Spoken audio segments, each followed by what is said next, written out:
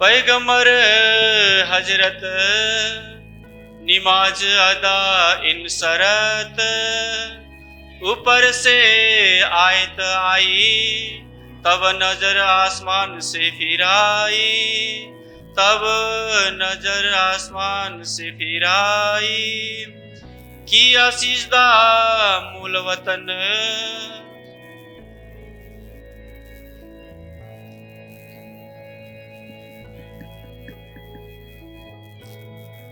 प्राणेश्वर अक्षरातीत ने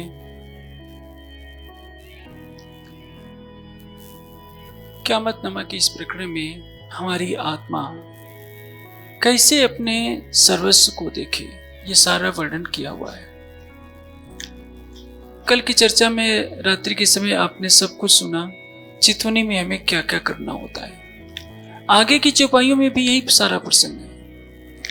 ये क़यामतनामा ग्रंथ क्या कहता है? वह ज्ञान जिसको आत्मसात करने से हम अखंड का सुख ले सकें, उसको कहते हैं क़यामतनामा। शिवा पूजा में एक गौरी है, गौरी या आरती, आरती अंग चतुर्दश केरी, पांचों स्वरूप मिल एक वैली। उसमें क़यामतनामा को क्या कहा गया है? श्रवण मार्फत नैना जो क़यामतनामा। क़यामतनामा को नैन कहा गया है। प्रत्यक्ष रूप से देखिए कि क्या सत्य है। अब चितवनी के बारे में सीधे कहा गया है कि आपको ये बस करना है। प्राणनाथ जी अक्षरातीत हैं, उनको मानना है। शेष सारी बातों को इसमें रद्द कर दिया गया। सीधे कह दिया है, या हंसकर पकड़ो या रोए, जिन करो अंदेशा को। या तो हंसते हुए राज जी के चरण पकड़िए, नहीं तो रोते हुए तो पकड़ना ही पड़ेगा। दो जहान को करो तरक, एक पकड़ो जो साहेब हक। कोई लाग लपेट वाली बात नहीं। दो जहान को करो तरक, काल माया योग माया से छोड़कर सीधे परम धाम में चलिए। आप अन्य ग्रंथों को पढ़ेंगे तो ऐसा लगता है कि चलो रास में भी थोड़ा देख लें, ब्रज में भी देख लें। क़यामतनामा को कोई समझौता करना स्वीकार नहीं। क़यामतनामा मारिफत सागर को कोई भी समझौता या शर्त स्वीकार नहीं है। सिवा प्राणनाथ जी वाणी और चितवनी के सिवा कोई चौथी बात स्वीकार नहीं है। जैसे आप रास पढ़ेंगे, प्रकाश पढ़ेंगे तो खींचातानी करके थोड़ा बहुत अर्थ में कर सकते हैं। और आजकल हमारे समाज में मान्यता भी है कि आखिर सतगुरु धनीश देवचंद जी नहीं रहेंगे तो प्राणनाथ जी का महत्व क्या है? बिल्कुल सही बात है। श्री देवचंद जी और मिहिराज दो तनों के नाम हैं। दोनों में, एक में श्यामा जी की आत्मा लीला कर रही है, एक में महामती जी की, इंद्रावती की आत्मा लीला कर रही है। सतगुरु धनीश देवचंद जी के शिष्य हैं मिहिराज, लेकिन प्राणनाथ नहीं। प्राणनाथ तो वही है जो देवचंद जी के अंदर विराजमान होकर लीला कर रहे हैं। इसलिए वाणी मार्फत सागर की सीधे कहेगी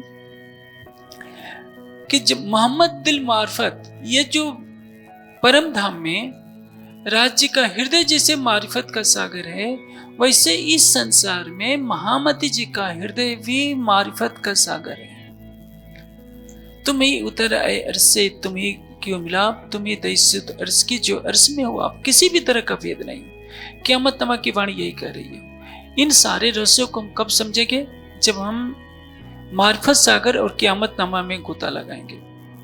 अब तक क़यामतनामा बहुत कठिन माना जाता रहा है, सच भी है, क्योंकि इसके हर चरण का अलग अलग आशय बदल जाता है। कहीं पर अन्य किताबों में कई चौपाइयों में एक ही लिंक रहता है, लेकिन क़यामतनामा में नहीं। चौपाई चौपाई का तो बदलेगा भी। कहीं कहीं चरण, एक चरण में अलग बात कही जाएगी, दूसरे चरण में अलग बात कही जाएगी। यदि अंत प्रेरणा न हो तो पता ही नहीं चलता कि इसका अर्थ क्या करेंगे। अब आप सुनिए चौपाई में क्या कहा गया है। किया सिजदा मूल वतन। हम सुंदर साहब को आज तक यही सुनने को मिला था कि तीन मान्यताएं हैं। एक तो राज्य के चरणों में प्रणाम करना, अपना हाथ राज्य के चरणों के नीचे रखना, फिर दूसरा हाथ चरण कमल भी राज्य आपके चरण कमलों में रख देंगे। तो दो भाव लिया जाता है कि चरणों को चूमना है या मत्था टेकना है। क़यामतनामा कुछ और बातें कह रहा है। एक चीज याद रख लीजिए, माता जी पीछे ही बैठी है, बीच में मत आइए, वहीं बैठी पीछे।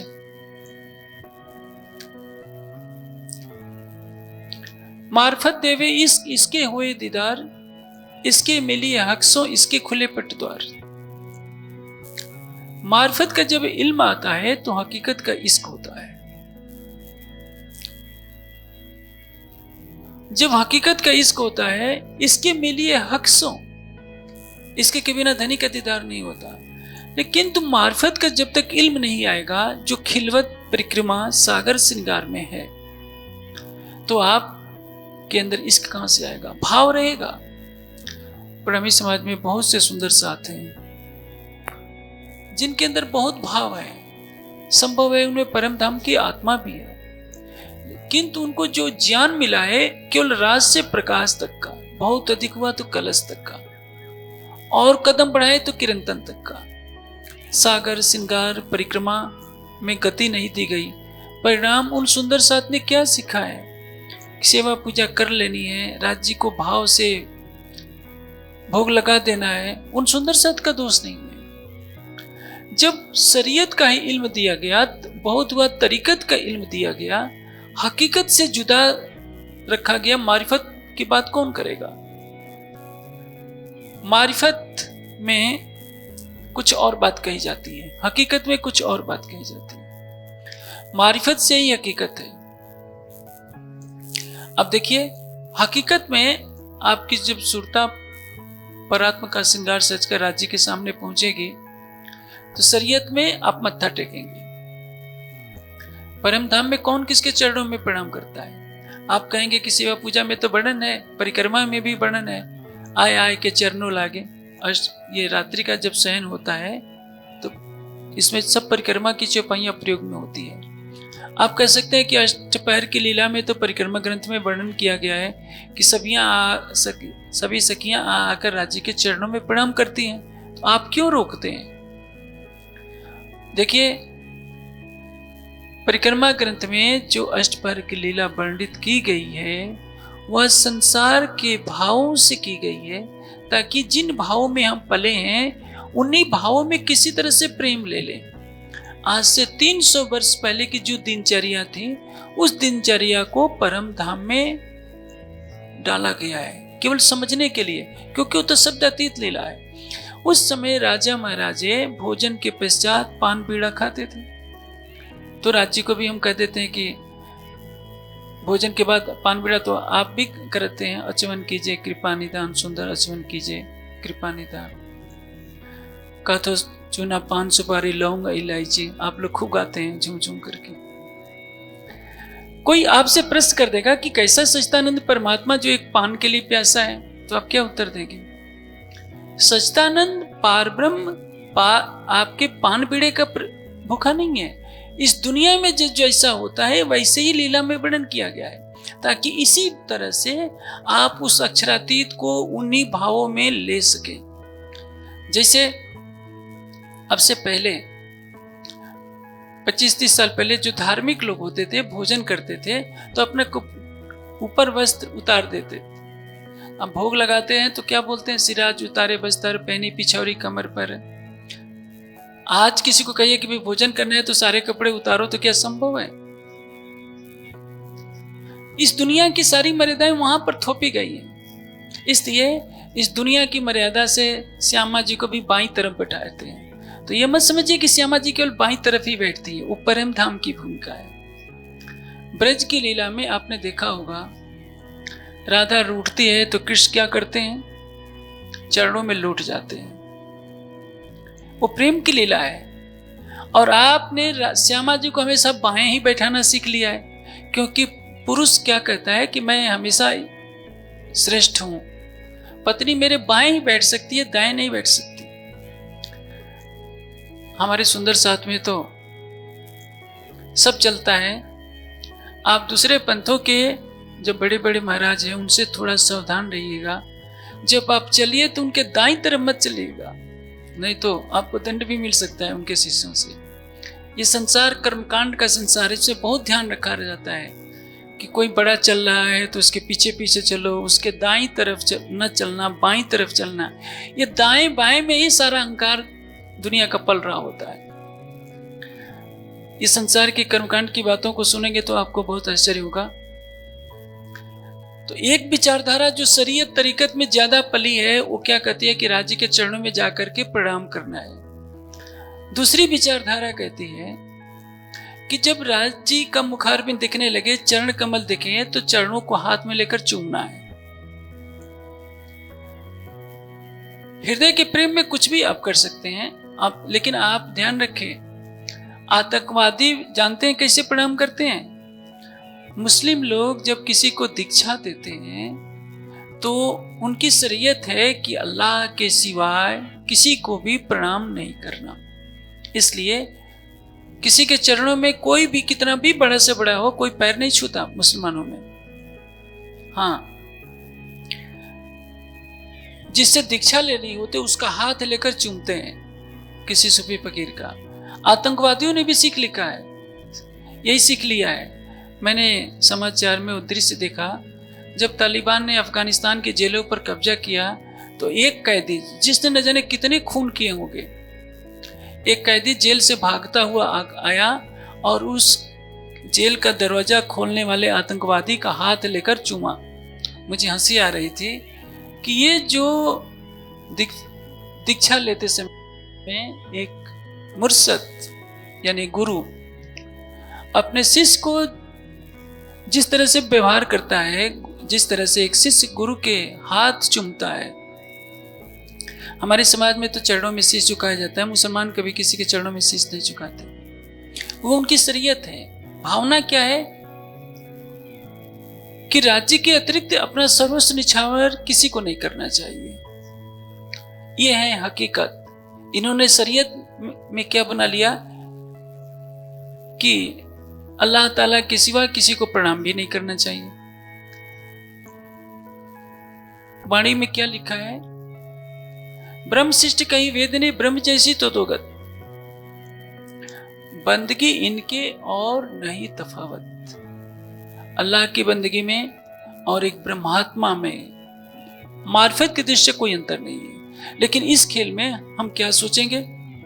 महामती के अतिरिक्त किसी को भी अक्षरातीत कहलाने की शोभा नहीं है। नहीं तो हर कोई सुंदर साथ अपने को कहेगा कि मैं ही राज्य हूं। उसकी आत्मा स्वयं जागृत नहीं होगी और सभी राज्य बन जाएंगे तो क्या परिणाम होगा?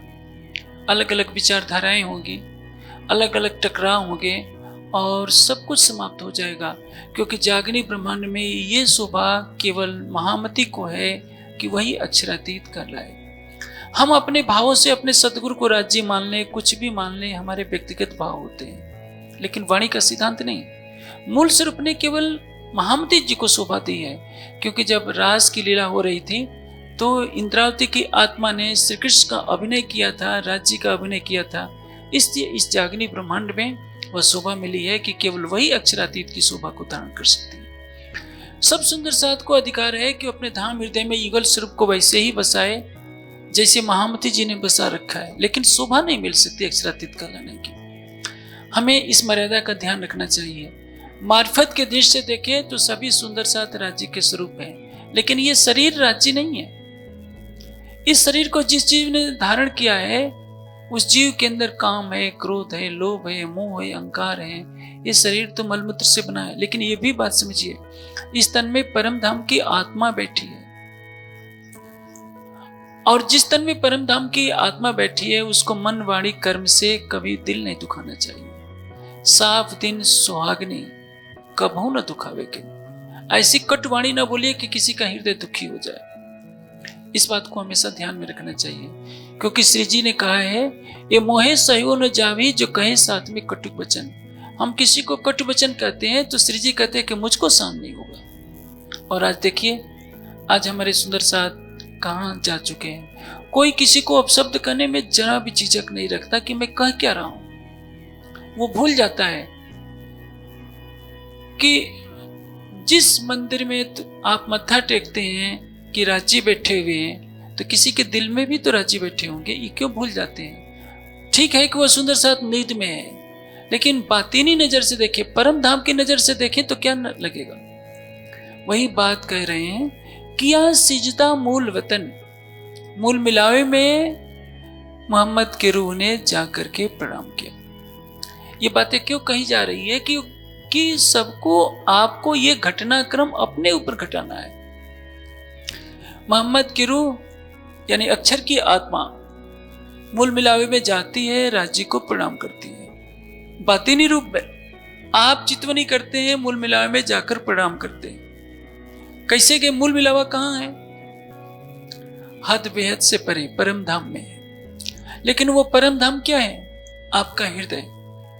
तो आपके मन में संशय होगा कि कैसे जाए परम धाम में, क्योंकि हमने कह दिया कि ऊपर की तरफ ध्यान न करो, दाएं बाएं ध्यान न करो, नीचे न करो, हृदय में करो। तो आपका हृदय ही तो परम धाम है। लेकिन अभी नक्शे छप करके आज आ जाने वाले हैं। सुंदर साथ चर्चनी में बहुत प्रवीण हो गए हैं, और भी हो में हमारी शुभकामना है। जब आप चितवनी करने के लिए तैयार होते हैं तो आपको दिखता है ये काल माया है, ये योग माया है, ये परम धाम है। सारे नक्शे आपके मस्तिष्क में घूमने लगते हैं। उसी में आपको संकल्प करना होता है मन ही मन के, काल माया को ही पार कर लिया। उसमें दोनों काम कर रहे हैं, आपका मस्तिष्क भी काम कर रहा है, आपका मन भी काम कर रहा है। मन और मस्तिष्क दोनों अलग अलग हैं, ये बात समझ लीजिए। मस्तिष्क आपके हृदय की कार्यशाला है। मस्तिष्क में कई भाव होते हैं। मस्तिष्क में विवेचना का एक भाव अलग होता है। मस्तिष्क को आज का आधुनिक विज्ञान यही मानता है कि मस्तिष्क के कुछ भाग ऐसे होते हैं जो ज्ञान परक होते हैं, कुछ भाग ऐसे होते हैं जो भाव परक होते हैं। मन में भावना आ सकती है। मन हृदय की भावनाओं को प्रकट करता है। बुद्धि का कार्य अलग है, चित्त का कार्य अलग है, अहंकार का कार्य अलग है। अंतःकरण की कार्यशाला है मस्तिष्क। अंतःकरण कारण शरीर है और मस्तिष्क शरीर के स्थूल रूप है। तो आपके मस्तिष्क के जो भाग जितने विकसित हो जाएंगे, आपका व्यवहार वैसा ही होगा। आप देखिए, कुछ लोग काम करने की मशीन होते हैं, उनमें संवेदना कम होती है, दिन रात काम है, ये है वो है। कुछ लोग भाव प्रधान होते हैं, थोड़ी सी बात हो जाएगी उनके आंखों से आंसू लाने लगेगा। प्रेम में डूब जाएंगे, शरीर की गति अलग हो जाएगी। वो क्या है? वहां मन कार्य कर रहा है, वहां बुद्धि कार्य नहीं कर रही है। बुद्धि का कार्य है विवेचना करना। बुद्धि का कार्य और मन का कार्य अलग अलग है। मन सभी इंद्रियों का राजा है। तो जब आप चितवनी करने प्रारंभ करते हैं तो सबसे पहले आपका कार्य करेगा मस्तिष्क में जो ज्ञान तत्व है, ज्ञान का जो भाग है वही। मूल मिलावा ऐसा है, 64 थंब है, ऐसे ऐसा करते करते जब भाव प्रबल होता जाएगा तो ज्ञान की प्रबलता कम होती जाएगी, छिपती जाएगी, आभास रहेगा मूल मिलावा ऐसा है, राज्य के चरण कमल ऐसे हैं। और यही भाव जब परिपक्व होता जाएगा तो प्रेम में परिवर्तित हो जाएगा और प्रेम में ही दीदार होगा। इसलिए ज्ञान को ग्रहण कीजिए, लेकिन अपने हृदय को शुष्क न बनने दीजिए। यदि आपका हृदय शुष्क बन जाएगा तो इश्क के स्वरूप को कैसे आत्मसात करेगा? ज्ञान सत्य को दर्शाएगा लेकिन प्राप्त नहीं कराएगा, प्राप्त कराएगा प्रेम। जब तक आपके पास मूल मिलावे का ज्ञान नहीं है तब तक मूल मिलावे के ज्ञान को ग्रहण कीजिए। किंतु जब क्रियात्मक रूप में आप प्रकट होते हैं, चितवनी में लगते हैं, तो जितना आवश्यक है उतना ही चितवनी ये मस्तिष्क को लगाइए। से समय पर मस्तिष्क को पीछे कर लीजिए और प्रेम के द्वारा राज्य के नख से सिख तक की शोभा में लगाइए। जो मैं सिजदा की बात कर रहा था कि जब आप राज्य के सामने आते हैं तो क्या करना चाहिए? क्या आपको मत्था टेकना है? मैंने कई बार देखा है, सुंदर साथ को देखता हूँ बड़े बड़े स्थानों में, जब राज्य के सामने जाते हैं दोनों मत्था टेकते हैं, साष्टांग लेट जाएंगे, मत्था टेकेंगे, कान पकड़ लेंगे, हे राज जी माफ करो माफ करो। ये कौन कह रहा है? ये जीव कह रहा है। जैसे कोई चोर चोरी कर लेता है, पकड़ा जाता है, पहले ही कहेगा, कोतवाल के सामने आते हैं, जी साहब माफ कर दीजिए माफ कर दीजिए, पूरी बात भी नहीं कहेगा क्योंकि उसको भय है कि मुझे डंडे पड़ेंगे, सख्त सजा दी जाएगी, पहले ही माफी मांगने लगता है। तो आप भी पहले क्यों माफी मांगने लगते हैं? राज्य कोई कोतवाल नहीं है, वे आपके प्राणेश्वर हैं। अपना हृदय दे दीजिए, सारे गुनाह तो क्षमा हो जाएंगे। तो ये हमें प्रेम की बंदगी नहीं सिखाई गई है। मेरे से भी चूक होती है, मैं औरों की तरह साष्टांग लेट नहीं पाता, तो बहुत कुछ सुनने का पड़ता है कि राजू स्वामी ने आज मत्था नहीं टेका, तो मुझे पासपोर्ट रखना पड़ता है, ये प्रूफ रखना पड़ता है कि देखो भाई आया हूं तो मैं सिर झुका करके मैंने मत्था टेका है। संसार को बताना पड़ता है। अपनी भक्ति का भी पासपोर्ट दिखाना पड़ता है। जैसे कंठी कही जाती है ना, आप कुछ कीजिए चाहे न कीजिए, गले में लकड़ी की माला डाल लीजिए तो सब लोग कहेंगे कि ये भगत जी हैं। माला और तिलक आपकी भक्ति का प्रमाण है। लेकिन प्रेम का प्रमाण कहां से दिया जाए? किया सिजदा मूल वतन। इस चौपाई के बाद की चौपाई में आएगा किस सिजदा करना किसको कहते हैं। वो जब चरण आएगा तो उसकी मैं व्याख्या करूंगा। आगे चलिए। जो दरगाह बड़ी है रोशन। दरगाह किसको कहते हैं? परम धाम को। बड़ी है रोशन। रोशन का तात्पर्य जो अनंत महिमा वाला, अनंत शोभा वाला मूल मिलावा है, परम धाम है, रंग महल है, उसमें जाकर अक्षर की आत्मा ने सिजदा किया, प्रणाम किया। आपको भी यही करना है। सिजदा कैसे करना है इसके बाद की चौपाई में आएगा। चलिए।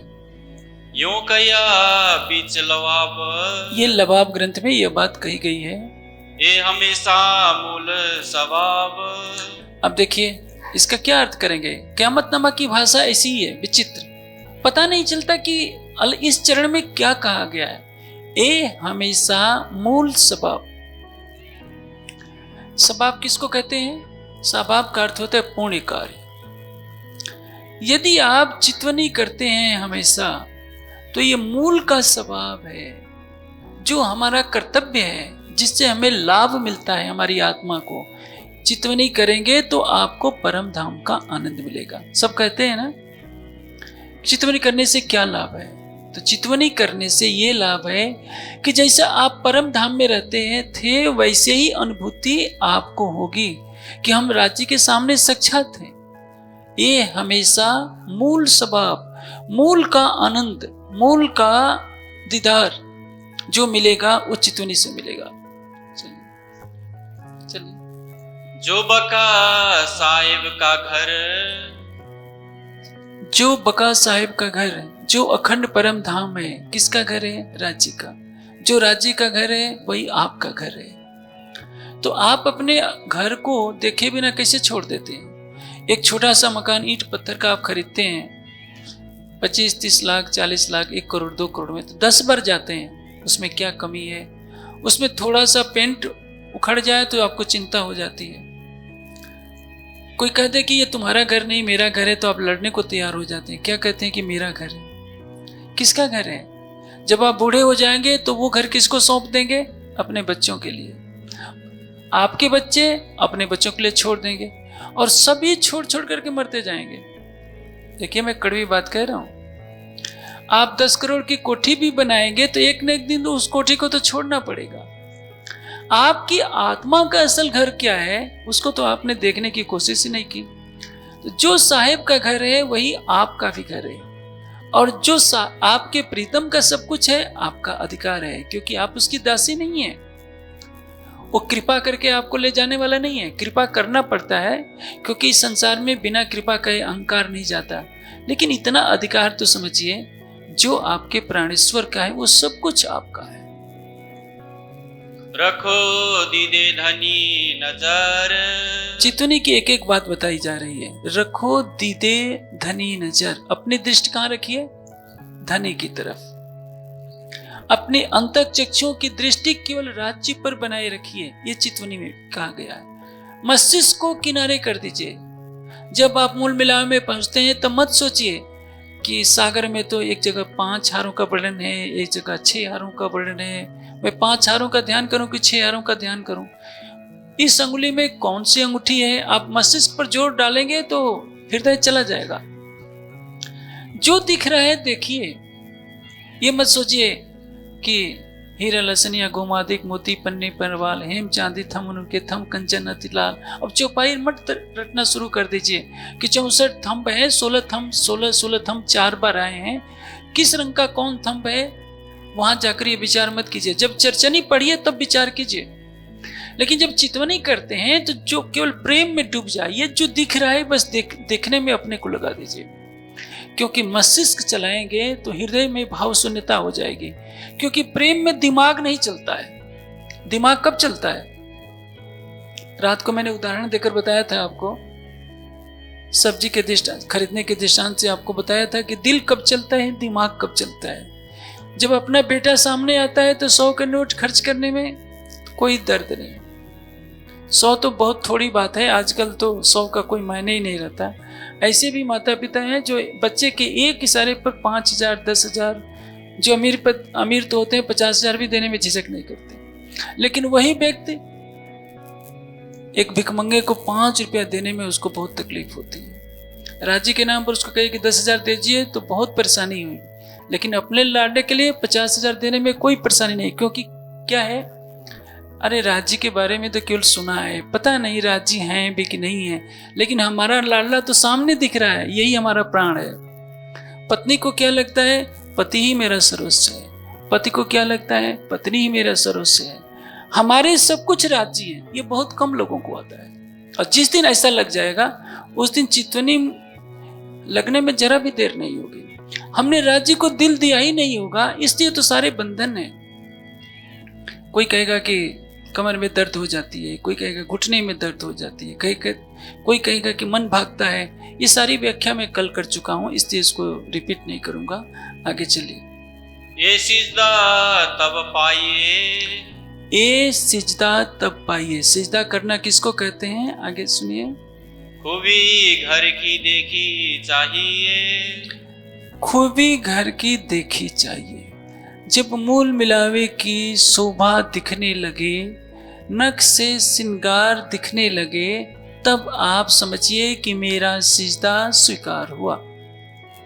उसको सिजदा करने कहते हैं। वहां मत्था नहीं टेकना होता है, वहां कोई छोटा बड़ा नहीं होता है कि चरणों में शीश झुका दिया। यहां तो क्या है,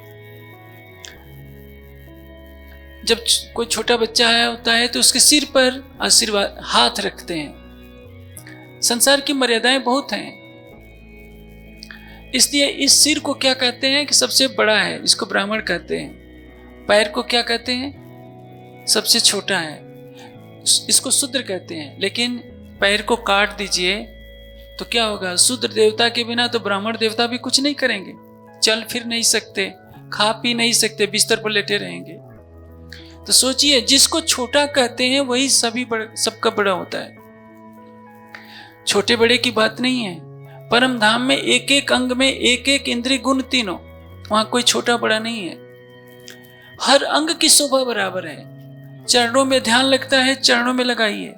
नेत्रों की तरफ आपका मन लगता है, नेत्रों में ध्यान लगाइए।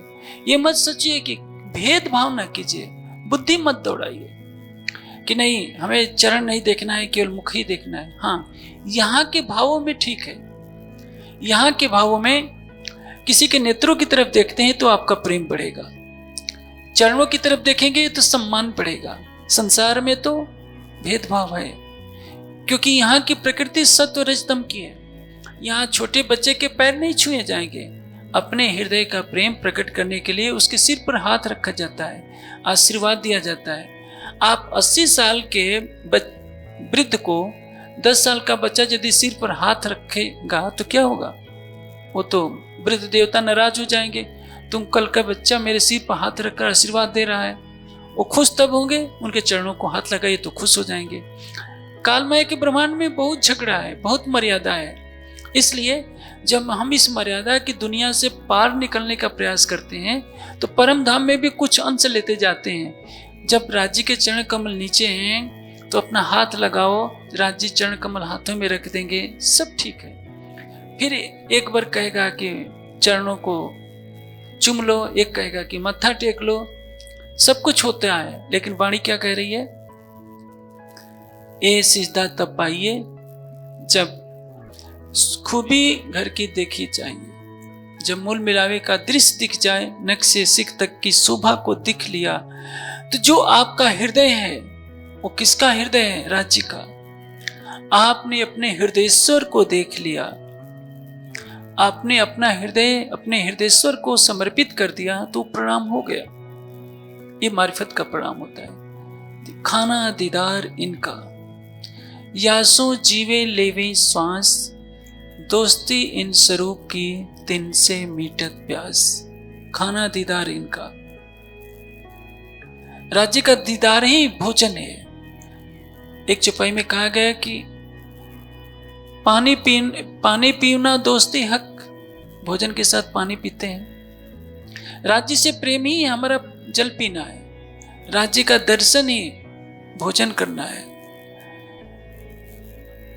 दोस्ती इन स्वरूप की तिन से मिटत प्यास, राज्य से प्रेम है तो हमारी प्यास मिट जाती है, वही हमारे लिए सच्चा सिजदा है। आप संसार में जाते हैं तो ये हमारा ये जो तन है माया का तन है, हमारा जो जीव है लाखों जन्मों में बड़े बड़े पदों को पाया है। इस संसार में भी देखिए, मैंने देखा है कई लोगों को हाथ से पैसा निकालते हैं, रुपये का सिक्का, और राज्य को फेंक देते हैं। 100 रुपये का नोट होगा, नहीं फेंकेंगे, खोजते रहेंगे 1 रुपये का। पहले 1 रुपये का नहीं मिलेगा तो मजबूर होकर 5 रुपये का फेंकेंगे। सोचते हैं क्या है? जो राज्य हैं भिखमंगे ही तो हैं आपके लिए नहीं, मतलब मैं संसार की बात कर रहा हूं। लोग मंदिरों में जाते हैं, जहां तक मैं समझता हूं ये पैसे चढ़ाने वाली प्रक्रिया ही ठीक नहीं है। आप सर्वशक्तिमान अक्षरातीत के सामने 5 रुपये 10 रुपये का नोट क्यों रखते हैं? अपना हृदय क्यों नहीं रखते? हाँ, मंदिरों के खर्च चलाने के लिए सामूहिक सेवा की व्यवस्था होनी चाहिए, लेकिन इष्ट के सामने जाकर 1-1 रुपये का सिक्का फेंकना मुझे बहुत खराब लगता है। हाँ, ये कई जगह मजबूरी होती है कि कोई जो वहाँ पूजा में बैठे होते हैं, क्योंकि जो चढ़ावा चढ़ता है उस पर उनका अधिकार होता है, उनके खर्च के लिए देना पड़ता है, मैं भी दिलवाता हूँ। लेकिन सच्चाई यह है कि यह परंपरा ठीक नहीं है। मंदिरों में जो भी पुजारी हो, उनके खर्च की सारी व्यवस्था इतनी अच्छी की जाए कि उनको किसी से आशा ही ना रहे। लेकिन जिसको हम मंदिर कहते हैं, एक मर्यादा होनी चाहिए कि हम राज्य को भिखमंगा न बनाएं। हमारे समाज में तो कम है, प्रवाही समाज में बहुत होता है। जहाँ रामलीला होती है, रासलीला होती है, राम सीता को मैंने देखा है बचपन में, घर घर घुमाते हैं भिखमंगा बनाकर, और एक एक सिखाया जाता है कि देखो तुम्हारे घर राम आए हैं, क्या दे रहे हो। अपने समाज में भी एक सुंदर साथ कहने लगे, दिल्ली की घटना है। एक मैं प्रणामी मंदिर में बैठा हुआ था, वो वहाँ के ट्रस्टी थे, कहने लगे देखिए राज्य के लिए बागे नहीं है, राज्य ऐसे रह रहे हैं। क्या राज्य कपड़े के बिना रह रहे हैं? राज्य को आप तो भिखमंगा बना दे रहे हैं। ये कितना बड़ा अपमान है। कहने का तात्पर्य क्या है? ये जो कर्मकांड का जो रास्ता है, ये पतन की तरफ ले जाने वाला है। जिसके सत अंग के इशारे से अनंत ब्रह्मांड बनते हैं, उसके विपरीतम अक्षरातीत को आप एक भिखमंगों की श्रेणी में रख देते हैं, मोहताज बना देते हैं कि सब सुंदर साथ 5-5 रुपया 10-10 रुपया चढ़ाएंगे तो मंदिर का खर्चा चल जाएगा। आप मंदिर चलाने के नाम पर राज्य को तो कलंक न लगाइए। क्या सोचते हैं राज्य की, मुझको सिंहासन पर बैठा रखा है और मुझसे भीख मंगवा रहे हैं। ये प्रेम का मार्ग है। आप प्रेम की नजरों से राज्य को देखिए, वही सबसे बड़ा सिजदा हो गया। जब ये हुई खुशहाली किसको कहते हैं? आनंद का मार्ग।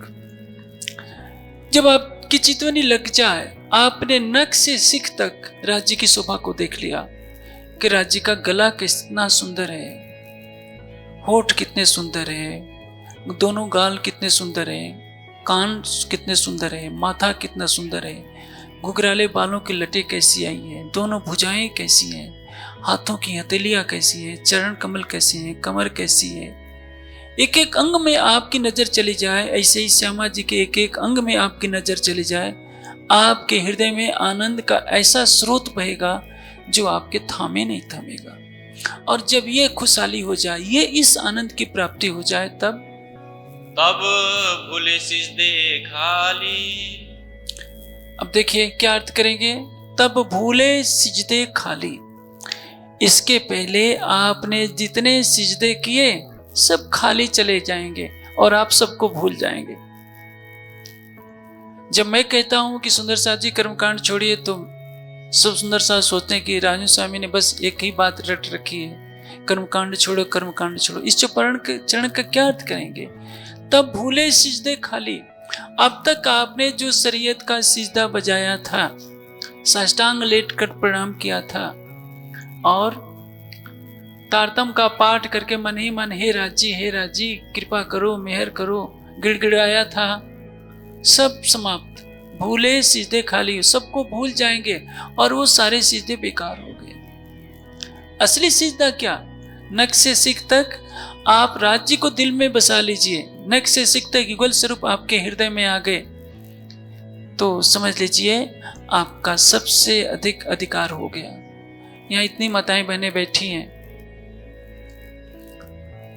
आप राज्य के लिए तो खूब माथा टेकती हैं, आप ये नाटक अपने घर में कीजिए।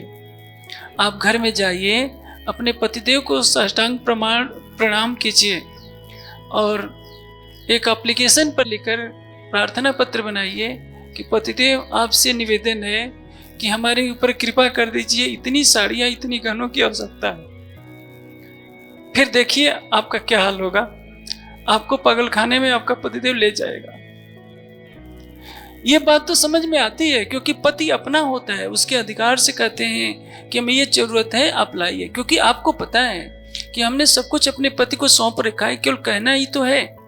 उसके सामने आपको साष्टांग लेटना नहीं पड़ता, हाथ जोड़ना नहीं पड़ता, लेकिन आप राज्य के सामने करते हैं क्योंकि आप राज्य को पराया मानते हैं। पला प्रीतम कौन, जो घर में बैठा है, जो मंदिर में बैठा है, दिल में बैठा है, वो तो पराया है, कर लेंगे 10 मिनट का है।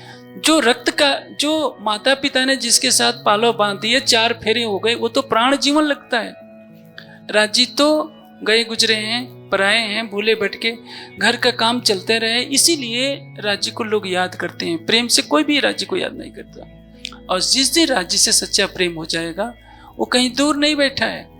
आप अपने घर में मंदिर भी बनाते हैं तो कुछ कदम चलना पड़ता है, गांव और नगर के मंदिर में कुछ किलोमीटर चलना पड़ता है, लेकिन जो हर पल आपके साथ रह रहा है, आपकी सेहरक से नजदीक है, उसे दूरी तो आपने बनाई है, उसने तो दूरी नहीं बनाई। वो तो हर पल आपको देखता रहता है, आप उसको देखना नहीं चाहते, आपने तो उससे मुंह फेरा है। और ये कर्मकांड ने हमारे और राज्य के बीच में एक बहुत बड़ी दूरी बना दी है, ऐसी दूरी जिसको लांघना आजकल कठिन होता जा रहा है। नमाज के बखत दिल धर, नमाज के बखत दिल धर। नमाज कितने तरह की होती है, कहीं नमाज 6 विध की, 6 तरह की नमाज है। 2 शरीयत, 1 तरीकत, 1 हकीकत, 2 बका मार्फत।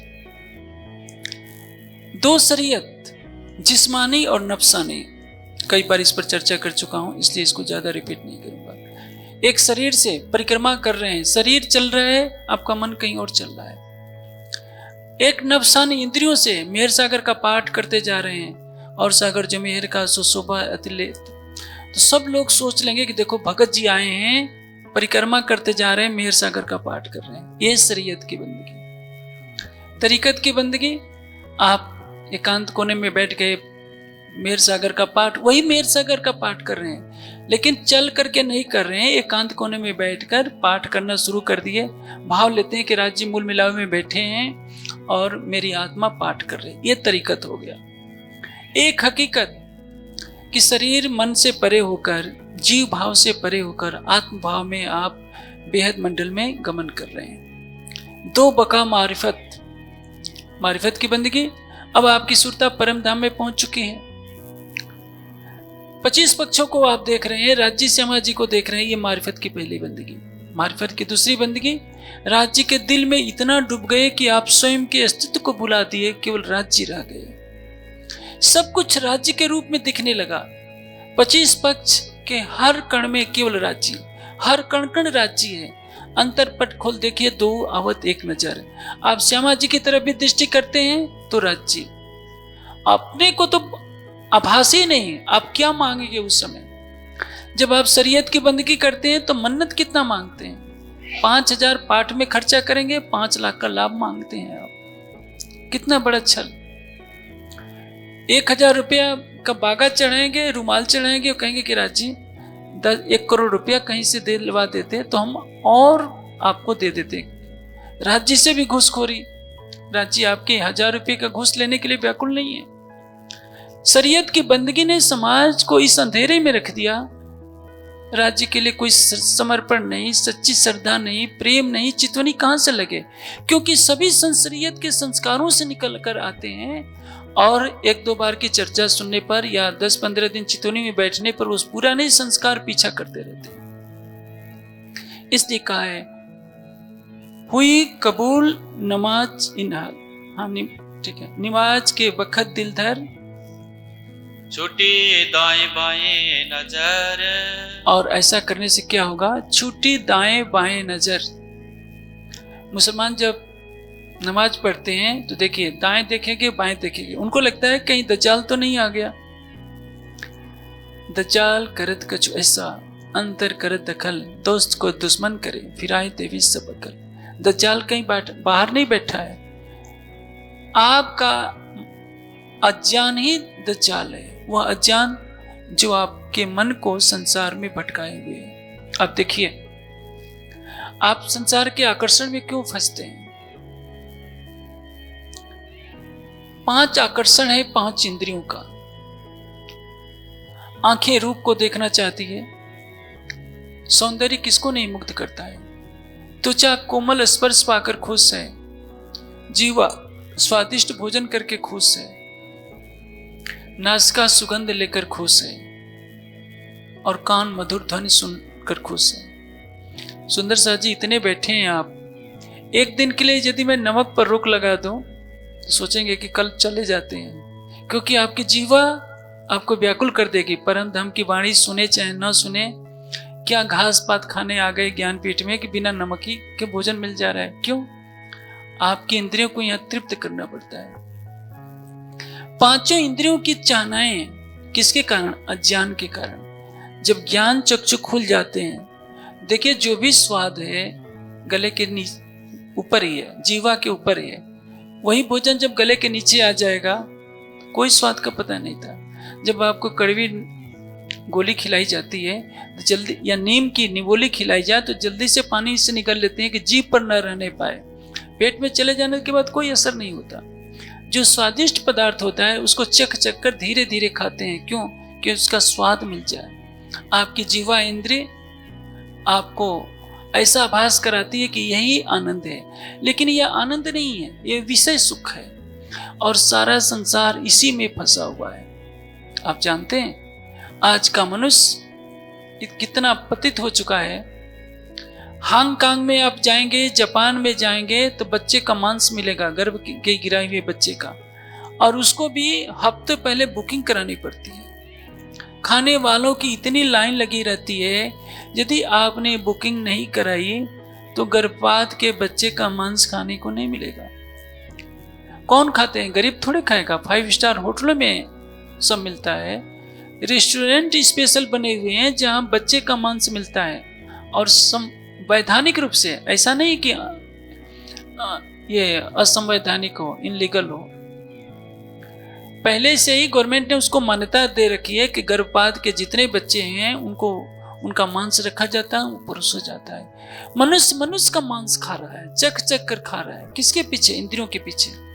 और ऐसे नहीं कि अनपढ़ लोग हैं, सब पढ़े लिखे लोग हैं, फिर भी वो अज्ञानी है। पढ़े लिखे होकर भी अज्ञानी है। यही तो दज्जाल है। जब मुस्लिम लोग शरीयत की नमाज पढ़ते हैं, देखिए उनको सिखा दिया गया दाएं बाएं देख लो कहीं ना दज्जाल तो नहीं आ जाएगा, नहीं तो तुम्हारी भक्ति में बाधा करेगा। वो दज्जाल क्या है? मन।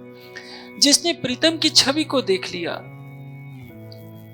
प्रीतम छवि नैन बसी और छवि कहाँ समाए, भरी सराय रहीम लख पथिक आप फिर जाए। ये रहीमदास जी ने बहुत ऊंची बात कही है। जिस तरह से किसी सराय में, धर्मशाला में यात्री भरे हो, कोई व्यक्ति आता है तो देखता है कि इसमें तो जगह ही नहीं है, तो वापस लौट जाता है। उसी तरह से जिसके हृदय में प्रीतम की छवि बस जाती है, जिसकी आंखों में, जिसके हृदय में प्रीतम की छवि बस जाती है, उसमें किसी और की शोभा नहीं बस सकती। यह बात ध्यान में रखने वाली है कि हमारे हृदय में जब राज्य की शोभा बस जाएगी तो हमारा मन भागेगा ही नहीं। इसी को कहते हैं कि नजर छूटी दाएं बाएं नजर। अब दाएं बाएं देखना बंद हो गया। कहने का तात्पर्य क्या? हमने मारिफत की जब बंदगी कर ली तो शरीयत की बंदगी करने का कोई प्रश्न ही नहीं रहेगा। ये जो फर्ज बंदगी मजाजी सो करे हक से दो, ये शरीयत की नमाज, शरीयत की बंदगी, तरीकत की बंदगी हमको राज्य से दूर करने वाली है। लेकिन आजकल इसी का प्रचार है। आप किसी भी आश्रम में जाइए, यदि आपको मंदिर में आप नहीं गए तो हो सकता है अगले दिन कह दिया जाएगा कि आप चले जाइए। किसी आश्रम में जाते हैं तो वहां के नियमों का पालन करना चाहिए, ये अच्छी बात है। लेकिन किसी आश्रम में, मंदिर में ये नहीं कहा जाएगा कि आप बैठकर राज्य का ध्यान किए हैं कि नहीं। कई बार मेरे सामने समस्या हो जाती है, कई बहुत नजदीकी सुंदर साथ जो कहलाते हैं उनके दबाव पर कहीं कार्यक्रम में जाना पड़ता है, तो कहीं मेहर सागर का पाठ शुरू हो जाता है। मैं सोचता हूँ कि मुझे तो क्रम से मेहर सागर की चौपाइयाँ याद ही नहीं है। किसी ने मुझसे कह दिया कि मेहर सागर सुनाओ तो मैं क्या करूँगा। हाँ, मेहर सागर की चौपाइयाँ मुझे याद है, लेकिन क्रम याद नहीं है कि क्योंकि मेरी रुचि ही नहीं रही कि मेहर सागर पढ़कर राज्य से कुछ मांगो। लेकिन जो ऐसा करता है वो सबसे बड़ा मोमिन कहलाता है। जानते हैं, ये आतंकवादियों के जो सबसे बड़े हेड हैं उनको क्या कहा जाता है? अमीरुल मोमिनीन। जो छत्रसाल जी की शोभा है ब्राह्मणों में सर्वश्रेष्ठ कहलाने की, आज शरीयत के मानने वाले, दुनिया को शरीयत के जाल में फंसाने वाले आतंकवादी अपने को मोमिनीन कहलाते हैं कि हम अमीरुल मोमिनीन हैं, संसार के सबसे बड़े मोमिन हम ही हैं, जबकि वो शरीयत में रहते हैं। हम सुंदर साथ को भी ये सोचना होगा कि हमारा सिजदा क्या है? हकीकत मारिफत का सिजदा, युगल स्वरूप को जी भरकर देखना, प्रेम की दृष्टि से देखना, हकीकत का सिजदा। राज्य के दिल में डुबकी लगा लेना, मारिफत का सिजदा। और जो चितवनी में भी मत्था टेकते हैं वो शरीयत का असर है, जो कदमों को चूमते हैं वो तरीकत का असर है। हकीकत मारिफत में जब दोनों एक स्वरूप हो गए, हम हक में, हक हम में, और हक बिना सब ख्वाब। हम राज्य में हैं, राज्य हमारे अंदर है और सब सपना है। देखिए, मान लीजिए आपका कोई सुंदर साथ कारागार में बंद हो और आपके घर से कोई बहन उससे मिलने जाए, सारे जेल के कर्मचारी खड़े हों, अधिकारी खड़े हों, और आप अपने पति की तरफ न देखकर शरीयत का सिजदा बजाना शुरू कर दीजिए। सबके सामने लेट जाइए, पतिदेव मैं आपके लिए बहुत दुखी हूं। पति कहेगा कि मेरे घावों पर नमक छिड़कने आ गई। आपने जेल में जाकर पति को सांत्वना देनी है, उसकी तरफ सच्चे भाव से देखना है। वो वही चाहता है। वो नहीं चाहता कि अधिकारियों के सामने मेरी पत्नी मेरे लिए स्तोत्र पाठ करे। हम क्या करते हैं आजकल? हकीकत मार्फत को किनारे कर दिया गया है। जब बात आती है हकीकत को लाने की तो शरीयत की फौज खड़ी हो जाती है कि नहीं, शरीयत को हटाओ नहीं। शरीयत को मैं हटा नहीं रहा हूं, लेकिन आप शरीयत को थोपिए नहीं। शरीयत को बच्चों तक सीमित रखने चाहिए। 80 साल की उम्र हो गई है फिर भी शरीयत के सारे काम पूरे किए जा रहे हैं, तो इससे क्या होगा? आपने क़यामतनामा में शरीयत के लिए एक शब्द नहीं मिलेगा आपको, मारिफत सागर में एक शब्द नहीं मिलेगा, सागर श्रृंगार में कहीं एक शब्द नहीं मिलेगा। ये तो हमारे ऊपर थोप दिया गया, संसार वालों की देखा देखी कि हम गृहस्थी हैं, हमसे तो हो नहीं सकता, तो कुछ चलो पूजा पाठ कर लिया, परिक्रमा कर लिया, मेहर सागर का पाठ कर लीजिए।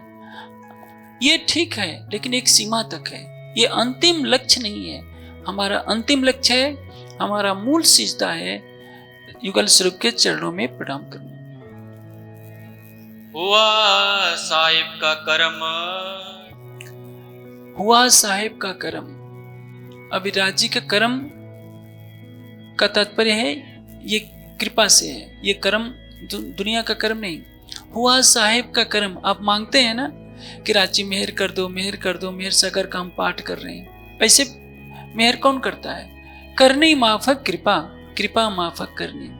आप राज्य का जी भर कर दीदार कर रहे हैं, राज्य की शोभा को अपने हृदय में बसा रहे हैं, तो उनका कर्म क्यों नहीं होगा? करने कर्म कछु नर रहिया, धनी बड़े कृपाल, सो बुद्ध जी मारिया जो त्रैलोकी का काल। करने कर्म कछु न रहिया, कर्म का तात्पर्य होता है कृपा। यहाँ कर्म का तात्पर्य कार्य भी होता है, लेकिन यहाँ प्रसंग क्या है? हुआ साहेब का कर्म। अब राज्य की ये कृपा बरसती है। मेहर की वर्षा तब होती है, मेहर सागर पढ़ने से कृपा होती है, लेकिन मेहर सागर का पाठ करने वाले छोटी चीजें मांगते हैं। क्या? कि मेरे बेटे की नौकरी लग जाए, हमारे घर बहू आई है, बेटा नहीं है, बेटा हो जाए, ये हो जाए, ये हो जाए। कुनैन की टिकिया की तरह मेहर सागर का पाठ करके हम सब कुछ मांगते हैं। मेरे पास भी लोग आते हैं, सुंदर साथ जब बार बार कहते हैं तो मैं भी कह देता हूं कि मेहर सागर का पाठ कर लो, ठीक हो जाएगा। और क्या कहूं? जिसको पूर्ण विश्वास होगा वो राज्य से प्रेम करेगा। वो क्यों मांगेगा? उसको मालूम है कि बिन मांगे जो दे रहा है वो मांगे क्यों ना पावत। राज्य से मांगे, राज्य का प्रेम, अपना अधिकार। राज्य से प्रेम, राज्य के प्रेम के अतिरिक्त कुछ न मांगे। जब प्रेम आ जाएगा तो सब कुछ आ जाएगा। प्रेम आएगा, उनके चरण कमल आ जाएंगे। तुम आए सब आया, जब वो आएंगे तो उनके चरण कमल आएंगे, तो फिर बाकी क्या रह जाएगा? इसलिए कह रहे हैं कि अब राज्य का ये कर्म हुआ, राज्य की कृपा बरसती है।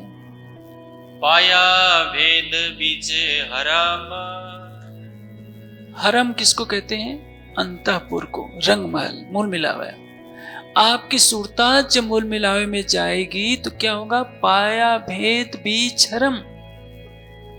मूल मिलावे में कौन है? हमारा प्राणेश्वर। मूल मिलावा कहाँ है? हमारे धाम हृदय में, हमारी आत्मा के धाम हृदय में मूल मिलावा है। परम धाम में मूल मिलावा है, और परम धाम में युगल स्वरूप है। और जब हम मारिफत की अवस्था में आ जाएंगे, राज्य के दिल में डुबकी लगा लेंगे, तो क्या होगा? लगेगा कि हमारा हृदय ही तो परम धाम है, जिसमें युगल स्वरूप है, रंग महल है, मूल मिलावा है। सभी ब्रह्म सृष्टियां मेरे हृदय में, श्यामा जी मेरे हृदय में। लेकिन केवल कहने से नहीं होगा। आपने मेरी बातें सुन ली, चौपाइयां रट ली और सबको कहने लगे देखो मेरा हृदय तो परम धाम है, मेरे हृदय में राज्य बसते हैं। लेकिन आपने तृष्णाओं को नहीं छोड़ा, राज्य का दीदार नहीं किया, राज्य के प्रेम में स्वयं का अस्तित्व मिटाया नहीं, तो सुनी सुनाई बातों को कहने से कोई लाभ नहीं है। ये केवल ख्याली पुलाव है। जैसे किसी का लड़का 5वीं क्लास में नाम पढ़ा हो और उसका नाम क्या रख देते हैं? कलेक्टर। जो दोनों आंखों से अंधा है उसका नाम रख देते हैं नयन सुख। वैसे ही हमारे पास राज्य का प्रेम नहीं, तृष्णाओं के पीछे भागते जा रहे हैं। कहते हैं कि हम ही तो राज्य हैं, हमारे दिल में ही तो साक्षात राज्य है, फिर हमें कुछ करने की जरूरत नहीं रही। तो ये भ्रम है। यथार्थता क्या है? हम उसको क्रियात्मक जीवन में प्रयोग करें। चलिए, हुई कबूल नमाज इन हाल, इस तरह से राज्य आपकी नमाज स्वीकार करते हैं, आपका सिजदा स्वीकार करते हैं। मुसलमान देखिए बार बार सिजदा करते हैं, कहते हैं कि नमाज पढ़ते हैं। वो तो शरीयत की नमाज करते हैं बेचारे। आप भी मंदिर में जाकर साष्टांग लेट जाते हैं, ये शरीयत की नमाज है, तरीकत की नमाज है जो आप पाठ कर लेते हैं। मेहर सागर का पाठ, तारतम का पाठ तरीकत का नमाज की नमाज है। हकीकत मारिफत की नमाज है। चितवनी में गए, युगल स्वरूप को जी भर कर दीदार किया, नक से सिख तक की सुबह को बसा लिया, राज जी उस नमाज को स्वीकार करते हैं और सब सुंदर साथ को करना चाहिए। लेकिन जब क़यामत नमा की चर्चा ही नहीं होगी तो कौन कहेगा? आज तक समाज को प्रकाश कलश से आगे बढ़ने ही नहीं दिएगा। बहुत हुआ तो किरंतन। लेकिन ये मारिफत सागर की वाणी कुछ और कहती है, क़यामत नमा की वाणी कुछ और कहती है। इसमें शरीयत तरीकत के लिए कोई स्थान नहीं है मारिफत सागर और क़यामत नमा में। अब राज्य ने चाहो तो कल उसका विमोचन हो जाएगा, टीकाएं आ चुकी हैं। जब आप पढ़ेंगे तो पता चलेगा कि इसमें कुरान पक्ष की बात नहीं है। कुरान की बातें हैं, किंतु कुरान के माध्यम से वास्तविक सत्य को दर्शाया गया है। सारे संसार को एक करने के लिए ये मारिफत सागर क़यामतनामा का ज्ञान है। हुए साहिब सो खुशहाल, हुए साहिब सो खुशहाल। अब प्रीतम का दीदार हो गया तो हमारे अंदर आनंद ही आनंद हो गया।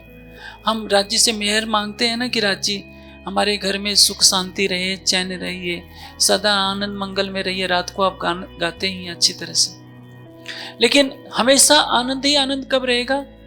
जब राज्य को आप अपने हृदय में बसा लेंगे।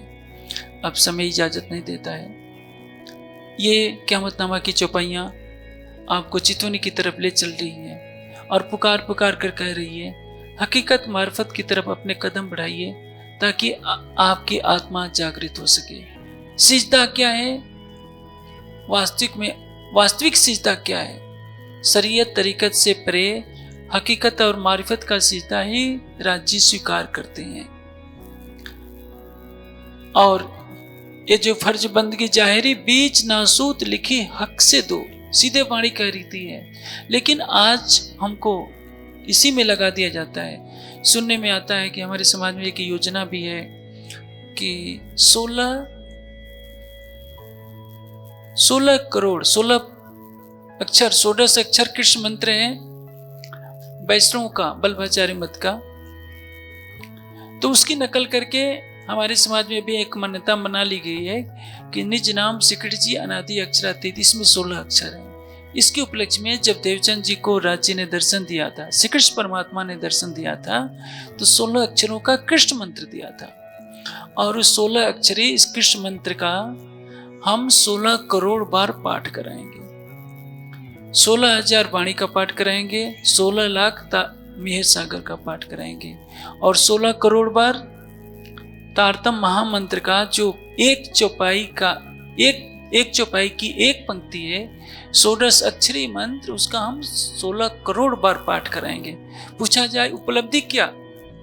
खोदा पहाड़ निकली चुहिया, यही तो है। कई दिन का परिश्रम। पूछा जाए तुम्हारी आत्मा को क्या मिला? लेकिन और इसमें व्यय कितने होंगे? करोड़ों रुपए। उस धनराशि को कोई शिक्षण संस्था बना दी जाए जिसमें वाणी वितक के विद्वान हो, समाज का कायाकल्प हो जाए। अब समय नहीं रह गया बैलगाड़ी पर चलने का। लेकिन आज भी हमको कहा जाए कि बैलगाड़ी पर चलिए, ये इतने मंत्र का पाठ कीजिए, इतनी बार मेहर सागर का पाठ कीजिए। तो करते करते तो हमारी उम्र गुजर जाएगी। हम कब जगेंगे? कब परम धाम देखेंगे? कब संसार को जान देंगे? इसलिए ज्ञानपीठ सारे देश के सुंदर साज से यह आह्वान करता है कि ब्रह्मवाणी से अपनी आत्मा की पुकार को हमें सुनना है। ब्रह्मवाणी क्या कह रही है आप उस पर चलिए, जो राजन स्वामी कहता है उस पर मत चलिए। ब्रह्मवाणी के ये जो शब्द आपने क़यामतनामा की चर्चा में सुने हैं, अपनी अंतरात्मा से पूछना चाहिए कि मेरी आत्मा तो किधर जा रही है? वाणी की तरफ जा रही है या संसार की तरफ? और उसके अनुसार अपने जीवन को ढालिए। इसी में सबका कल्याण है। आप चुपाई तो रहे। हुए साहिब सो खुशहाल, हुआ साहिब का कर्म, पाया वेद बीच हराम, हुई कबूल निवाज इन हाल, हुए साहिब सो खुशहाल, हुए साहिब सो खुशहाल। बोली श्री प्राणनाथ प्यारे की जय।